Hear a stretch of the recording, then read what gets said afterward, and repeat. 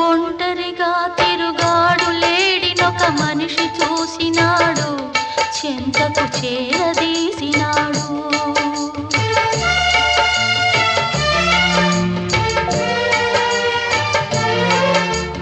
అభమో శుభమో తెలియని లేడి అతనిని నమ్మింది, తన హృదయం పరిచింది.